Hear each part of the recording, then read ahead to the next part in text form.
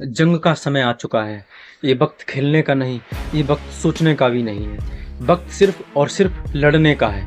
जंग का समय आ चुका है और ये जंग किसी और से नहीं, खुद से है। अगर आज तुम पीछे हटे तो याद रखना, तुम्हारा सपना तुम्हारे सामने दम तोड़ देगा। अगर तुझमें दम है तो एक बार नहीं, 1000 बार कोशिश करेगा, क्योंकि योद्धा तब तक नहीं रुकता जब तक जीत ना जाए। ये लड़ाई तेरे लिए है, तेरे परिवार के लिए है, उन सपनों के लिए है जो तुझसे उम्मीद लगाए बैठे हैं। अगर तेरे अंदर आग है तो कोई तूफान तुझे नहीं रोक सकता। याद रख, जंग का समय आ चुका है। उठ और अपना सपना जीत ले। आज का दिन, ये वक्त, ये घड़ी तुम्हारे जीवन का सबसे बड़ा मोड़ हो सकता है। और अगर तुमने यह मौका गवा दिया तो जिंदगी तुम्हें कभी माफ नहीं करेगी। तुम्हारा असली दुश्मन बाहर नहीं, तुम्हारे अंदर बैठा है। वो आलस जो सुबह उठने नहीं देता, वो डर जो पहला कदम उठाने से रोकता है, वो टाल मटोल जो कहता है कल कर लेंगे, और वो नकारात्मक लोग जो कहते हैं तुमसे नहीं होगा। आज का वक्त, ये वक्त सिर्फ जीने का नहीं है, ये वक्त सिर्फ सपने देखने का नहीं है, वक्त सिर्फ बातें करने का नहीं है, ये वक्त है लड़ने का। जंग का समय आ चुका है और ये जंग किसी और से नहीं है, जंग खुद से है। उस खुद से जो हर बार तुम्हें रोकता है, जो हर बार तुमसे कहता है रहने दे मुश्किल है, जो हर बार तुम्हारे कान में फुसफुसाता है अभी वक्त नहीं आया। लेकिन सुनो, अगर तुमने ये वक्त गवा दिया तो तुम्हारा सपना तुम्हारे सामने दम तोड़ देगा और एक दिन तुम्हें खुद अपने आप से नफरत हो जाएगी, क्योंकि तुम जानते होगे तुम कर सकते थे लेकिन तुमने किया नहीं। हर इंसान की ज़िंदगी में एक वक्त आता है जब उसे तय करना पड़ता है कि वो अपनी ज़िंदगी को वैसे ही बहने देगा जैसे पानी बहता है, या फिर अपने सपनों के लिए आग बन जाएगा। आज वो वक्त तुम्हारे सामने खड़ा है, ये वक्त तुम्हें पुकार रहा है। उठो, मैदान में आओ, जंग का समय आ चुका है। देखो, ज़िंदगी की ये जंग तलवार और बंदूक से नहीं लड़ी जाती, ये जंग इरादों से लड़ी जाती है। तुम्हारा आलस, तुम्हारा डर, तुम्हारी टाल मटोल और वो सारे लोग जो तुम्हें कहते हैं तुमसे नहीं होगा, ये तुम्हारे असली दुश्मन हैं। बाहर के दुश्मन से जीतना आसान है लेकिन अंदर के दुश्मन से जीतना मुश्किल है। और जब तक तुम अपने अंदर के दुश्मन को हराओगे नहीं, तब तक तुम किसी और जंग में जीत नहीं सकते। सोचो, महाभारत में अर्जुन अपने डर, अपने कन्फ्यूजन के आगे झुक जाता तो क्या वो आज इतिहास में अमर होता? नहीं। अर्जुन के पास एक ताकत थी, उसका फोकस। उसने बाकी सबकी आवाज़ को बंद कर दिया, सिर्फ अपने लक्ष्य पर नजर रखी। यही तुम्हें करना है, न बाएं देखना है न दाएं, बस अपने लक्ष्य पर नजर रखनी है। जंग जीतने के लिए तैयारी करनी पड़ती है। योद्धा बिना तैयारी के मैदान में नहीं उतरता। उसकी तलवार तेज होती है, उसकी ढाल मजबूत होती है। तुम्हारी तलवार तुम्हारा फोकस है और तुम्हारी ढाल तुम्हारा अनुशासन। अनुशासन वो चीज़ है जो तुम्हें तब भी आगे बढ़ाएगा जब तुम्हारा मन नहीं करेगा। मिल्खा सिंह को देखो, जिसने अपने बचपन में भूख देखी, गरीबी देखी, दर्द देखा, लेकिन दौड़ना नहीं छोड़ा। वो धूप पसीने में, दर्द में दौड़ता था क्योंकि उसे पता था अगर मैं रुक गया तो हार जाऊंगा। उसने कहा था मैं मरना पसंद करूंगा लेकिन हारूंगा नहीं। और यही असली योद्धा का इरादा होता है। पहली लड़ाई हमेशा कठिन होती है क्योंकि तब तुम्हारा डर तुम्हारे सामने खड़ा होता है। तुम्हारे दिमाग में आवाज़ आती है अगर हार गया तो। लेकिन योद्धा ये नहीं सोचता कि अगर हार गया तो क्या होगा, वो सोचता है अगर जीत गया तो क्या होगा। कर्नल सैंडर्स, जिसने KFC बनाया, 1009 बार रिजेक्ट हुआ। लोग हंसते थे, मजाक बनाते थे, लेकिन उसने हार नहीं मानी। और उसने एक दिन दुनिया को दिखा दिया कि जो 1000 बार भी कोशिश करता है वो इतिहास बनाता है। लेकिन जंग में सिर्फ पहला बार नहीं, हार के बाद उठना भी ज़रूरी है, क्योंकि जंग में चोट लगना तय है। थॉमस एडिसन ने 1000 बार असफल प्रयोग किए, लेकिन उसने कहा मैंने 1000 तरीके खोज लिए जो काम नहीं करते। यही फ़र्क है हार मानने वाले और जीतने वाले में। तुम भी गिरोगे, चोट खाओगे, लोग तुम्हें छोड़ देंगे, लेकिन अगर तुम गिरकर उठना सीख गए तो तुम्हें कोई हरा नहीं सकता। याद रखो, ये लड़ाई सिर्फ तुम्हारे लिए नहीं है, तुम्हारे परिवार के लिए है, उन लोगों के लिए है जिन्होंने तुमसे उम्मीद लगाई है, उन सपनों के लिए है जो तुम्हारे नाम का इंतजार कर रहे हैं। और फिर आता है निर्णायक हमला।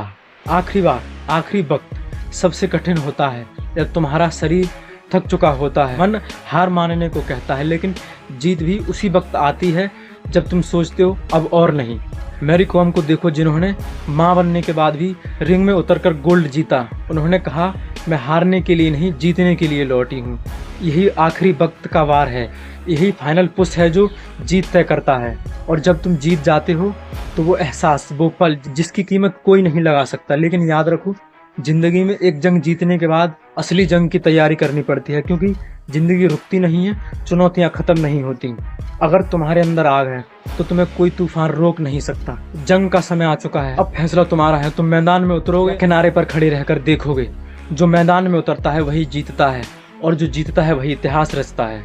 आज अपने आप से एक प्रश्न पूछिए कि जब से मैंने कोई सपना देखा है जिसे मैं पूरा करना चाहता हूँ, क्या उस सपने के लिए मैंने उस दिन से आज तक कितनी मेहनत की है, कितनी जंग की है मैंने। तब आपको समझ आएगा कि आपने सिर्फ अपने दिमाग में सपने को बिठा रखा है, लेकिन अपने सपने के लिए आज तक तुमने मेहनत नहीं की, जंग नहीं की। और ये सिर्फ शब्द नहीं है, यह सच्चाई है। तुम मेरी बात को मानो, आराम हराम है और यह समय जो चल रहा है ये बहुत कीमती है। अगर जीवन का एक सेकंड भी चला गया तो लौट कर के नहीं आएगा। समय को ख़राब ना करके जंग करो, दिन रात करो, लगातार करो, सपनों के लिए लड़ते रहो और एक समय आएगा कि जो तुमने सपना देखा है वह पूरा हो जाएगा। बस दिल में विश्वास रखिए और हिम्मत के साथ जंग जारी रखिए।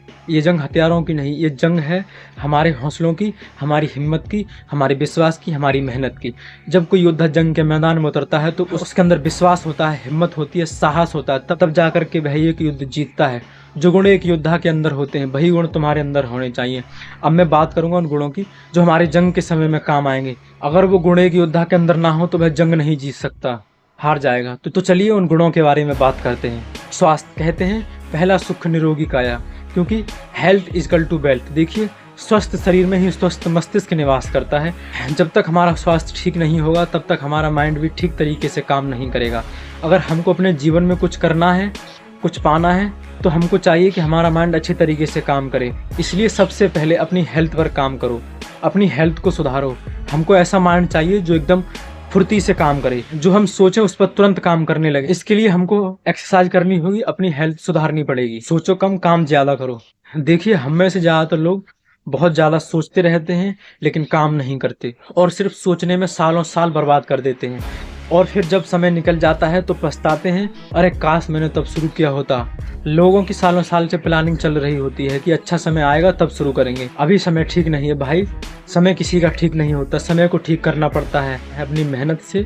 मैं आपसे उम्मीद करता हूँ अब यह वीडियो देखने के बाद आप सोचेंगे कम और काम ज़्यादा करेंगे, क्योंकि जो लोग सालों से सोच रहे हैं, काम नहीं कर रहे हैं, अगर वो एक साल काम करते तो कहाँ से कहाँ पहुँच जाते। आप अपना काम अभी शुरू कर दो जो तुम करना चाहते हो।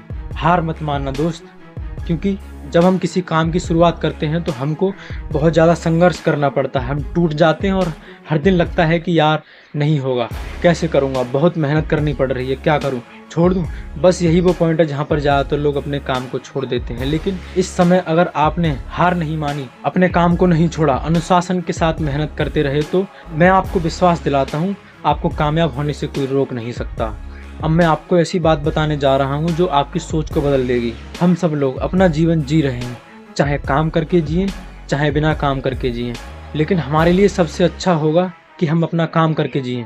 रोज़ मेहनत और अनुशासन। देखिए, मेहनत तो सभी करते हैं लेकिन आज कर लेंगे, कल नहीं करेंगे और ऐसे ही अपने काम को टालते रहते हैं, रोज़ नहीं करते। जब तक आप अपने काम को रोज़ नहीं करेंगे तब तक आप अपने लक्ष्य को नहीं पा सकते, क्योंकि कंसिस्टेंसी बहुत ज़रूरी है। रोज़ मेहनत करनी होगी अनुशासन के साथ, यानी डिसिप्लिन के साथ, क्योंकि डिसिप्लिन हमारी लाइफ में इसलिए ज़रूरी है क्योंकि अगर डिसिप्लिन हमारे अंदर है तो हम अपने काम को रोज़ करते हैं और समय से करते हैं। तो अगर हमको अपने जीवन में कुछ करना है, कुछ बनना है, कुछ पाना है, तो आपको ईमानदारी के साथ, अनुशासन के साथ रोज़ मेहनत करनी होगी। योजना बनाएं, प्लान बनाइए कि मुझे एक साल में कहाँ तक पहुँचना है, क्योंकि जब हम प्लान बनाते हैं तो हमारे माइंड में सेट हो जाता है कि हमें करना क्या है, क्या करना है, क्यों करना है, कैसे करना है, और हमारी मेहनत तेज हो जाती है। हमारा ध्यान इधर उधर नहीं भटकता, हम अपने काम में लगे रहते हैं और हमारे समय की बचत होती है। और हमेशा कोशिश आपकी यही रहनी चाहिए कि जो मैंने एक साल का प्लान बनाया है उस प्लान को मैं कैसे समय से पहले पूरा कर लूँ। दुनिया के सबसे मशहूर बिजनेसमैन एलन मस्क ने भी एक बार इंटरव्यू में कहा था, मैं 10 साल का प्लान बनाता हूँ कि मुझे क्या करना है और फिर उस प्लान को 5 साल में पूरा करने की कोशिश करता हूँ, क्योंकि जो प्लान मैंने बनाया है वह प्लान किसी और ने भी बनाया होगा, तो वह अपने प्लान को 10 साल में पूरा करना चाहेगा। उस प्लान को मैं 5 साल में पूरा कर लूँगा तो मैं उन सभी लोगों से 5 साल आगे निकल जाऊँगा। तो इसलिए आप भी प्लान बनाइए, अपने गोल को छोटे छोटे हिस्सों में बांट दो। देखिए, जब हम अपना लक्ष्य चुनते हैं तो बड़ा लक्ष्य भी चुन लेते हैं, और जब हम बड़ा लक्ष्य चुन लेते हैं तो हम सोचते हैं कि यार कैसे होगा, सोचते हैं कि मेरे से नहीं होगा, क्योंकि आप एक साथ अपने लक्ष्य को पाने की कोशिश कर रहे होते हैं। एक साथ या एक दिन में नहीं होगा, तो अपने लक्ष्य को इसलिए छोटे छोटे टुकड़ों में बांटो कि आप अपने लक्ष्य पर काम कर पाओ। जब आप अपने लक्ष्य को छोटे छोटे टुकड़ों में बांटते हैं तो आसान हो जाता है अपने लक्ष्य को छोटे छोटे टुकड़ों में कैसे बांटें। देखिए, 1 साल का प्लान बनाइए और उसे 4 हिस्सों में बांट दीजिए। तो 1 साल के हिसाब से जब 4 हिस्से करेंगे तो एक हिस्से में 3 महीने आएंगे। मान के चलिए कि आप कोई बिजनेस करना चाहते हैं, तो पहले 3 महीने में जो आप बिजनेस करना चाहते हैं उसके बारे में जानकारी प्राप्त करिए कि कैसे करते हैं और क्या होता है। दूसरे तीसरे महीने में मार्केट रिसर्च करिए कि मार्केट में क्या चल रहा है, और फिर अगले 3 महीने में बिजनेस चालू करने की तैयारी करिए और आखिरी 3 महीने में अपने बिजनेस को चालू कर दीजिए। वीडियो को यहीं समाप्त करते हैं। वीडियो अच्छा लगा हो तो वीडियो को लाइक करें, चैनल को सब्सक्राइब करें। मिलते हैं अगली वीडियो में। आप अगला वीडियो किस टॉपिक पर चाहते हैं वीडियो में कमेंट करके ज़रूर बताएं। धन्यवाद।